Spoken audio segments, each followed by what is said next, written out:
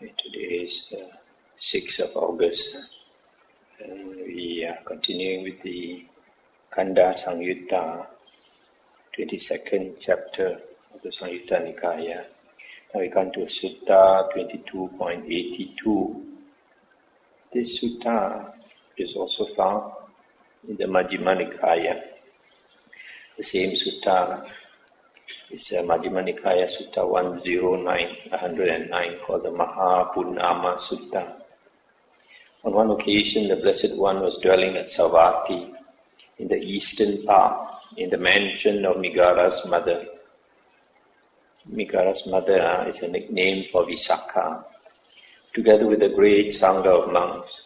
Now on that occasion, the Uposatha day of the 15th, a full moon night, the Blessed One was sitting out in the open, surrounded by the Sangha of monks. Let's stop here for a moment. It so happens that today is also a full moon night. So we are also seated here. Then a certain monk rose from his seat, arranged his upper robe over one shoulder, raised his joint hands in reverential salutation towards the Blessed One, and said to him, "Venerable Sir, I would ask the Blessed One about a certain point, if the Blessed One would grant me the favor of answering my question." And the Buddha said, "Well then, monk, sit down in your own seat and ask whatever you wish." "Yes, Venerable Sir," the monk replied. Then he sat down in his own seat and said to the Blessed One, "Aren't these the 5 aggregates subject to clinging, or the 5 aggregates of attachment?" "Venerable Sir, that is the body aggregate of clinging, of attachment, the feeling aggregate of attachment, the perception aggregate of attachment, the volition aggregate of attachment, the consciousness aggregate of attachment." And the Buddha said, "Those are the 5 aggregates of attachment, monk. That is the form aggregate of attachment, the feeling aggregate of attachment, the perception aggregate of attachment, the volition aggregate of attachment, the consciousness aggregate of attachment." Saying, "Good, Venerable Sir," that monk delighted and rejoiced in the Blessed One's statement. Then he asked the Blessed One a further question. "But, Venerable Sir, in what are these 5 aggregates of attachment rooted?" "These 5 aggregates of attachment, monk, are rooted in desire." "Venerable Sir, is that attachment the same as these 5 aggregates of attachment, or is the attachment something apart from the 5 aggregates of attachment?" And Buddha said, Monks, that attachment is neither the same as these 5 aggregates of attachment, nor is the attachment something apart from the 5 aggregates of attachment, but rather the desire and lust for them, that is the attachment there. Stop here for a moment.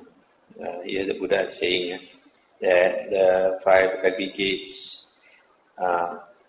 the attachment is not the 5 aggregates, but it is also not apart from the 5 aggregates.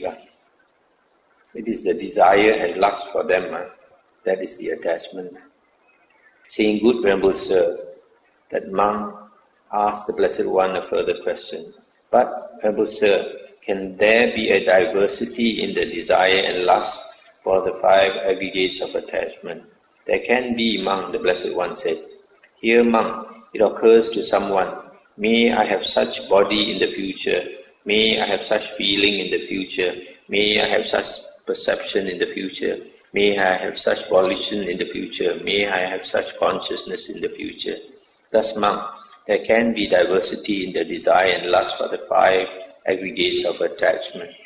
Stop here for a moment. So here, the diversity in the desire and lust may be like somebody thinks, in the future, may I be reborn and have the Deva body or Devi body. Or in the future, in my future life, may I have pleasant feelings all the time, no suffering, etc. Saying, "Good, Venerable Sir," that monk asked the Blessed One a further question. "In what way, Venerable Sir, does the designation aggregates apply to the aggregates?" And Buddha said, Whatever kind of body there is, monk, whether past, future or present, internal or external, gross or subtle, inferior or superior, far or near, this is called the body or form aggregate. Whatever kind of feeling there is, whether past, future or present, internal or external, gross or subtle, inferior or superior, far or near, this is called the feeling aggregate. Whatever kind of perception there is, whether past, future or present, internal or external, gross or subtle, inferior or superior, far or near, this is called the perception aggregate. Whatever kind of volition there are, whether past, future or present, internal or external, gross or subtle, inferior or superior, far or near, this is called the volition aggregate. Whatever kind of consciousness there is, whether past, future or present, internal or external, gross or subtle, inferior or superior, far or near, this is called the consciousness aggregate. It is in this way, monk, that the designation aggregates applies to the aggregates. Saying, good Venerable Sir, that monk asked the Blessed One a further question. What is the cause and condition, Venerable Sir, for the manifestation of the body aggregate? What is the cause and condition for the manifestation of the feeling aggregate, for the manifestation of the perception aggregate, volition, consciousness aggregate? And the Buddha said, the four great elements, monks, are the cause and condition for the manifestation of the body aggregate. Contact is the cause and condition for the manifestation of the feeling aggregate. Contact is the cause and condition for the manifestation of the perception aggregate. Contact is the cause and condition for the manifestation of the volition aggregate. Nama rupa, or mentality and materiality, is the cause and condition for the manifestation of the consciousness aggregate. I stop here for a moment. This one, I think earlier we read in some other sutta, saying that where these aggregates come from, the origin, and we read that the body comes from the four great elements, and feeling, perception and volition comes from contact at the six sense doors, at any of the six sense doors. If external sense object comes in contact with the sense base, then feeling arises, followed by perception and thinking and volition. And then consciousness always comes together with Namarupa, mentality and materiality. They are Siamese twins. They exist together and die together, inseparable. And then this monk asked again, Venerable Sir, how does identity view come to be? And the Buddha said, here monk, the unlearned ordinary person who does not see noble ones and is unskilled and undisciplined in their Dhamma, who does not see superior persons and is unskilled and undisciplined or untrained in their Dhamma, regards body as self, or self as possessing body, or body as in self, or self as in body. Similarly for feeling, perception, volition and consciousness. That is how identity view comes to be. Stop here for a moment. This identity view is Sakaya Ditti, and Sakaya Ditti is as stated here. That means we identify ourselves with the body and mind, which is also, the body and mind is also the five aggregates. So we regard the aggregates as the self, or as belonging to the self, or as being in the self, or the self as being in the aggregates. So because we identify the body and the mind with the self, so we have this identity view. But, Venerable Sir, how does identity view come not to be?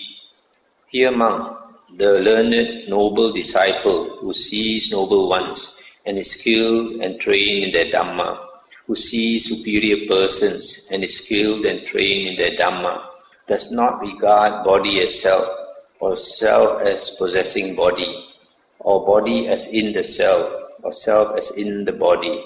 Similarly, for feeling, perception, volition and consciousness. That is how identity view does not come to be. Stop it for a moment. So here, when a person, a noble disciple, he understands the Dhamma, then he dissociates himself from the five aggregates. He can see that the five aggregates, the body and mind, are impermanent, subject to change, subject to conditions. So because of that, it cannot be the self. Does not even belong to the self. So that's how identity view ceases. What Venerable Sir is the gratification, the danger and the escape in the case of body? What is the gratification, the danger and escape in the case of feeling, perception, volition and consciousness? And the Buddha replied, the pleasure and joy, monk, that arise in dependence on body, that is the gratification in body. Stop here for a moment. This one we related earlier, how when you see a beautiful girl in the prime of her beauty, when she's 16 years old, that is gratification in body. And then that body is impermanent, suffering and subject to change. This is the danger in body. Stop here for a moment. That day we also said, because of impermanence, the same body, the same beautiful 16-year-old girl, after some time when she gets cancer, you see her lying on the bed, terminal cancer, and she's passing out urine and excrement on her bed, and her whole body become weak and yellowish and pale, and she's near death already. Then you can see the beauty is all gone. That is the danger in form. Or the same beautiful girl, when she's 80 or 90 years old, then she looks an ugly old woman. That is the danger in the body. The removal and abandonment of desire and lust for body. This is the escape from body. The pleasure and joy, similarly, the pleasure and joy that arise in dependence on feeling, perception, volition and consciousness, that is the gratification. And then the fact that these aggregates are impermanent, suffering and subject to change, that is the danger in them. And the removal and abandonment of desire and lust for the aggregates, that is the escape from the aggregates. Saying, good Venerable Sir, that monk delighted and rejoiced in the Blessed One's statement. Then he asked the Blessed One a further question. Venerable Sir, how should one know, how should one see, so that in regard to this body, with consciousness and in regard to all external signs, I-making, mind-making, and the underlying tendency to conceit no longer occurs within? Stop here for a moment. So here he's asking, how can we eliminate this tendency to think I am, I exist, this perception, this conceit in us, that ego making, how to get rid of it? And the Buddha said, any kind of body whatsoever, monk, whether past, future or present, internal or external, gross or subtle, inferior or superior, far or near, one sees all bodies as they really are with correct wisdom thus. This is not mine, this I am not, this is not myself. Stop here for a moment. So here we understand that because of impermanence, all bodies, whether you consider as your body or your daughter or your son, etc., because of impermanence, they will all leave us. They will all be separated from us. So if we attach to them, they give us suffering. So if we let go, then we can see this is not mine, this I am not, this is not myself. Similarly, for feeling, perception, volition and consciousness, when one knows and sees thus, monk, then in regard to this body with consciousness and in regard to all external signs, I-making, mind-making, and the underlying tendency to conceit no longer occurs within. Now on that occasion, the following reflection arose in the mind of a certain monk. So it seems that body is non-self, feeling is non-self, perception is non-self, or not self, volition is not self, consciousness is not self. What self then will deeds done by what is not self affect? Then the Blessed One, knowing with his own mind the reflection in the mind of that monk, addressed the monks thus: It is possible, monks, that some senseless man here, obtuse and ignorant, with his mind dominated by craving, might think that he can outstrip the teacher's teaching thus. So it seems that form, feeling, perception, volition, and consciousness is not self. What self then will deeds done by what is not self affect? Now monks, you have been trained by me through interrogation here and there in regard to diverse teachings. What do you think, monk? Is body permanent or impermanent? Impermanent, noble sir. Is what is impermanent suffering or happiness? And they say, suffering, noble sir. Is what is impermanent, suffering and subject to change, fit to be regarded thus: this is mine, this I am, this is myself? No, noble sir. Similarly, is feeling permanent or impermanent, perception, volition, consciousness permanent or impermanent? And they say impermanent, noble sir. Is what is impermanent suffering or happiness? Suffering, noble sir.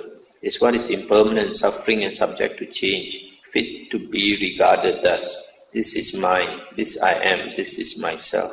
No, noble sir. Therefore, seeing thus the noble disciple, he becomes disenchanted and he becomes dispassionate, then he becomes liberated. These are the 10 questions the monk came to ask, 2 about the aggregates, whether the same, can there be designation and the cause, 2 about identity, 1 each on gratification and this body with consciousness. So the Buddha's, towards the end, is driving home the point that all the aggregates, which basically are body and mind, are impermanent and a source of suffering, subject to change, not fit to regard them as I or mine. So he's answering that monk who had that thought indirectly. Because this monk, after hearing all that talk about not self, he still cannot let go of that self. So you see, the Buddha, sometimes he has disciples like this who, like the first one who asks intelligent questions, and then the Buddha will answer him, not only for him, it's for all the other monks also in the assembly. So you see from here, generally the teaching is the same. It's only whether hearing the teaching we can let go or not. If our mind is not clear enough, and our attachment is still strong, then we cannot let go. It's only when our mind is clear and that we can let go. 22.83 at Savatthi. There the Venerable Ananda addressed the monks thus: Friends, monks. Friend, those monks replied. The Venerable Ananda said this: Friends, the Venerable Puna Mantani Putta was very helpful to us when we were newly ordained. Stop here for a moment. This Puna Mantani Putta was one of the great Dhamma teachers, and he belonged to the Sakyan clan.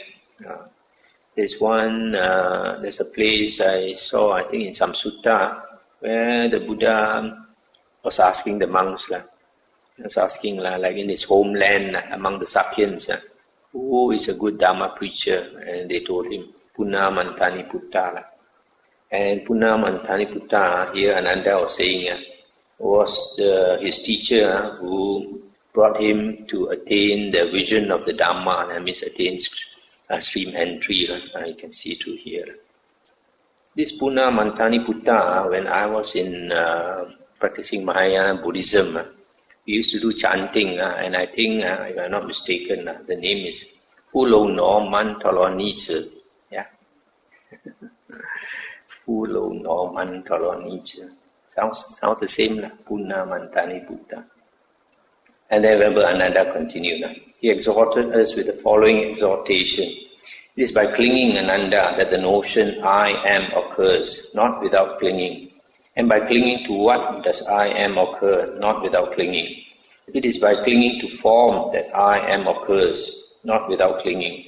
It is by clinging to feeling, to perception, to volition, to consciousness that I am occurs, or I exist occurs, not without clinging. Suppose, friend Ananda, a young woman or a man, youthful and fond of ornaments, would examine her own facial image in a mirror or in a bowl filled with pure, clear, clean water. She will look at it with clinging, not without clinging. So too, it is by clinging to form or body that I am occurs, not without clinging. It is by clinging to feeling, to perception, to volition, to consciousness that I am occurs, not without clinging. What do you think, friend Ananda? Is body permanent or impermanent? Then Ananda says impermanent. And then he says, what is impermanent, suffering or happiness? And he says, suffering. Is what is impermanent, suffering, subject to change, fit to be regarded as this is mine, this I am, this is myself. So he says, no. Then says, if a noble disciple understands this, then he becomes disenchanted, the five aggregates, and becomes dispassionate, and he becomes liberated. Friends, the Venerable Puna Mantani Putta was very helpful to us when we were newly ordained. He exhorted us with that exhortation. And when I heard his Dhamma teaching, I made the breakthrough to the Dhamma. So here he's saying, he attained the vision of the Dhamma, stream entry, because of Puna Mantani Putta. So it's very helpful to have a good monk teacher to help the others attain stream entry by explaining the Dhamma in the right way. 22.84 at Savatthi. Now on that occasion, the Venerable Tissa, the Blessed One's paternal cousin, informed a number of monks, "Friends, my body seems as if it has been drugged. I have become disoriented. The teachings are no longer clear to me. Sloth and torpor persist, obsessing my mind. I am leading the holy life dissatisfied, and I have doubt about the teachings." Stop here for a moment. Sometimes some monks are like that, and they are not practicing well. Then sloth and torpor is always controlling their mind, and they start to have doubt about the teacher, doubt about the place, doubt about this and doubt about that. And then they are unhappy when they think about outside the world. They miss their friends, they miss their relatives and all that. And then they think of disobeying. Then a number of monks approached the Blessed One, paid homage to him, sat down to one side and reported this matter to him. The Blessed One then addressed a certain monk thus, "Come, monk, tell the monk Tissa in my name that the teacher calls him." "Yes, Venerable Sir," the monk replied. And he went to the Venerable Tissa and told him, "The teacher calls you, friend Tissa." "Yes, friend," the Venerable Tissa replied. And he approached the Blessed One, paid homage to him and sat down to one side. The Blessed One then said to him, "Is it true, Tissa, that you inform a number of monks thus? Friends, my body seems as if it were drugged. I have become disoriented. The teachings are no longer clear to me. Sloth and torpor persist, obsessing my mind. I am leading the holy life dissatisfied, and I have doubt about the teachings." "Yes, Venerable Sir." "What do you think, Tissa? If one is not devoid of lust for body, not devoid of desire, affection, thirst, passion and craving for it, then with the change and alteration of that body, do sorrow, lamentation, pain, displeasure and despair arise within?" "Yes, Venerable Sir." Good, Tissa. So it is, Tissa, with one who is not devoid of lust for body. If one is not devoid of lust for feeling, similarly for perception, volition, consciousness, not devoid of desire, affection, thirst, passion, and craving for them, then with the change and alteration of those aggregates, do sorrow, lamentation, pain, displeasure, and despair arise within? "Yes, Venerable Sir." Good Tissa. So it is Tissa with one who is not devoid of lust for the aggregates. If one is devoid of lust for body, devoid of desire, affection, thirst, passion and craving for it, then with the change and alteration of that form, do sorrow, lamentation, pain, displeasure and despair arise within? No, Venerable Sir. Good Tissa. So it is Tissa with one who is devoid of lust for body. Similarly, if one is devoid of lust for feeling, for perception, for volition, for consciousness, devoid of desire, affection, thirst, passion and craving for them, then with the change and alteration of the aggregates, do sorrow, lamentation, pain, displeasure and despair arise within? No, Venerable Sir. Good Tissa. So it is Tissa for one who is devoid of lust for the aggregates. Stop here for a moment. So here the Buddha is trying to explain the Dhamma very clearly for this Tissa, knowing that Tissa is still very much attached to the five aggregates. That's why he has doubts about the teaching. He is thinking of disobeying. So the Buddha is trying to make him see very clearly that if you continue to attach to the five aggregates, you will suffer.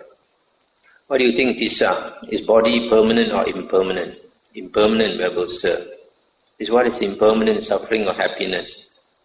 Suffering, Venerable Sir. Impermanent, subject to change, fit to be regarded as this is mine, this I am, this is myself. No, Venerable Sir.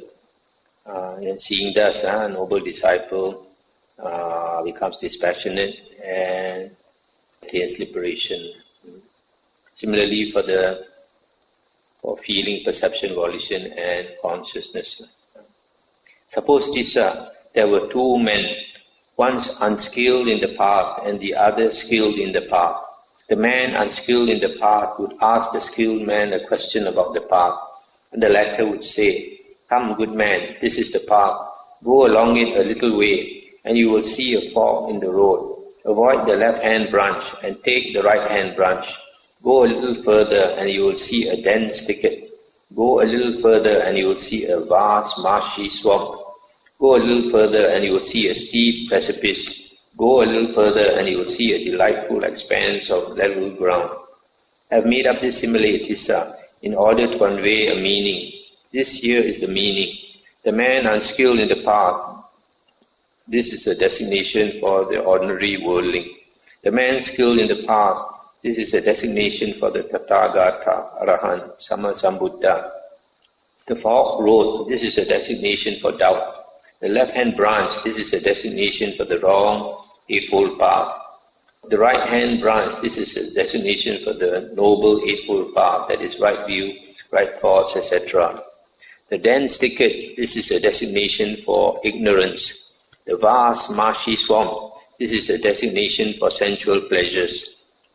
The steep precipice, this is a designation for despair due to anger. The delightful expanse of level ground, this is a designation for Nibbana. Rejoice, Tissa. I am here to exhort, I am here to assist, I am here to instruct. This is what the Blessed One said. Elated, the Venerable Tissa delighted in the Blessed One's statement. You see, towards the end, the Buddha says, you have to go through this, the spiritual path. You have to come to a fork road now where you have doubt. Then if you take the right turn, you practice the Noble Eightfold Path correctly, then you must cross the dense thicket, the dense forest area, which is ignorance. If you walk the right path, you must go past ignorance. You have knowledge. And then after that, you have to go through sensual pleasures, the vast marshy swamp. Sensual pleasures will disturb you on the spiritual path. Then the steep precipice is despair due to anger. Anger also will disturb you. Then if you go through this, go to ignorance, go through sensual pleasures, go through anger, and finally you reach the delightful expanse of level ground. That is the Nibbana.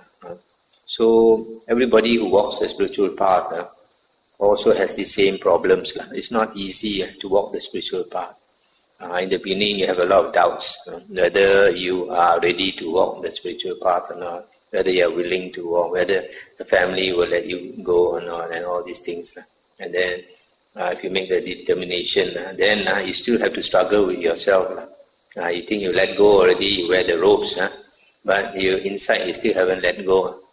So still a lot of kilesa, defilements within you. You have to fight, like sensual pleasures, temper, and all these things. Then if you make the effort, you plot on, you go to the jungle thicket, you go to the swamp, marshy swamp, then you have to climb up the steep precipice. Finally only you reach the top, level ground. So it's only if you have the good fortune to have a good teacher, then it becomes a bit easier. Otherwise, a lot of people, they don't have a good teacher, they have to struggle very hard.